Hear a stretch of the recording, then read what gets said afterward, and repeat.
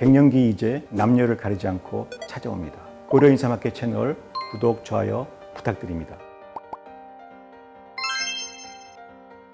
안녕하세요. 고려인삼학회 조병구입니다.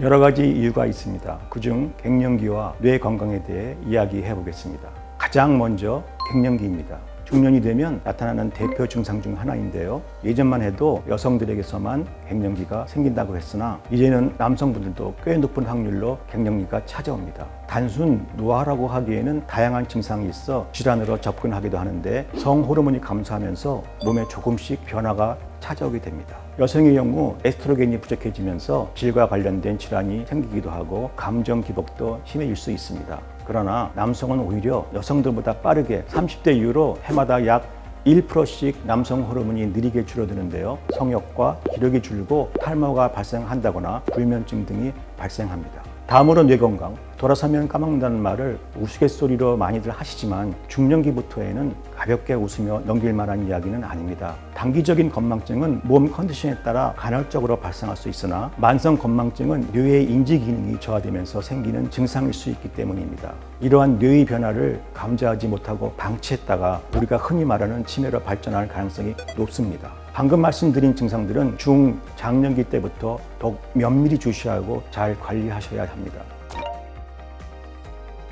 노화가 진행될수록 회복력도 느려지고 알츠하이머가 생기면 완치가 불가능하기 때문에 진행 속도를 늦추는 것 외에는 달리 방법이 없습니다. 그렇기 때문에 지금부터라도 몸 관리를 해주시는 것이 좋습니다. 중장년기에 접어들면 운동은 더욱 필수입니다. 특히 하체 운동. 하체는 우리 몸의 중심이자 균형을 잡는 데 아주 중요한 역할을 합니다. 실제로 나이가 들면서 하체 근육이 빠지면서 낙상사고가 많이 발생합니다. 그러므로 대퇴사두근과 햄스트링 종아리 근육을 강화할 수 있도록 스쿼트라든지 런지 등의 운동은 꾸준히 해주시는 것이 좋습니다. 무리한 근력 운동은 부상 위험이 있으니 맨몸 위주로 스트레칭과 함께 진행하시는 걸 권합니다. 또 하나는 식습관입니다. 너무 과식하지 말고 입맛이 없다고 해서 음식을 너무 적게 섭취하셔도 문제가 될 수 있습니다. 시중에 각종 영양들이 많이 나와 있지만 최대한 자연의 식품에서 섭취하는 게 좋습니다. 실제로 흡수율이 더 높다는 것도 과학적으로 밝혀졌습니다. 인삼이나 홍삼은 나이가 들수록 매일 드시는 게 좋습니다. 예로부터 한반도의 만병통치약으로 전 세계에서 이미 유명한데요. 특히 고려인삼은 전 세계 인삼 중에서 성분 함량과 약성이 가장 좋기로 소문나서 면역력 강화와 항염 목적으로 매일 챙겨 드시길 권합니다. 특히 홍삼은 갱년기와 건망증, 알츠하이머 등 신경퇴행성 예방과 관리에 도움이 됩니다. 연세대학교 강남세브란스 이용재 교수팀은 폐경후 여성의 생물학적 노화 및 항산화 능력에 대한 고려홍삼의 효과를 평가했습니다. 참가자들에게 무작위로 고려홍삼 또는 위약을 투여하고 생물학적 노화 지표인 미토콘드리아 DNA 복제 수와 항산화 능력의 지표인 총 항산화 상태를 측정했습니다. 33명은 홍삼을, 30명은 위약을 투여했습니다. 미토콘드리아 DNA 복제수와 항산화 상태가 증가했고 피로 중증도 척도도 위약근보다 홍삼 투여근에서 유효하게 더 많이 감소했습니다. 따라서 고려홍삼은 폐경후 여성의 미토콘드리아 DNA 복제수와 총 항산화 상태를 유의하게 증가시키고 필요 증상을 개선시킴을 알 수가 있었습니다. 이 연구 결과는 2021년에 국제학술지인 뉴트런트에 발표하였습니다. 노년기 인지기능 임상 연구 결과도 있습니다. 2018년 서울대 분당병원 연구팀은 알츠하이머스 리서치 앤 테라피라는 국제학술지에 지역사회 거주 인구 기반 대규모 코호트 연구로 인삼의 평생 누적 섭취량이 인지기능에 미치는 영향을 조사했습니다.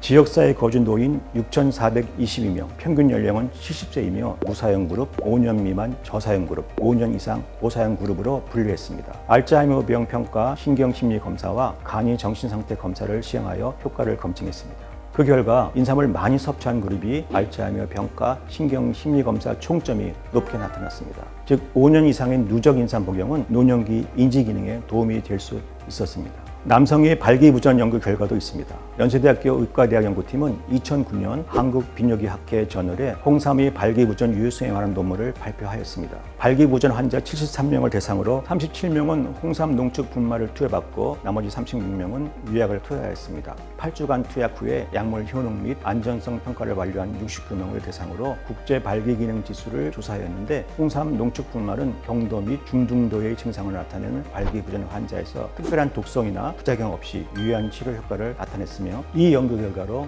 경구용 발기부전 치료제에 대한 부작용이나 거부감을 보이는 환자에서는 홍삼이 대체 약물이 하나로 사용 가능할 것으로 생각됩니다. 인삼 제품을 개발할 경우 특히 건강기능식품으로서 홍삼의 기능성 원료는 분말화 또는 추출, 여과하는 등의 과정 중에 함량이 변화될 수 있습니다.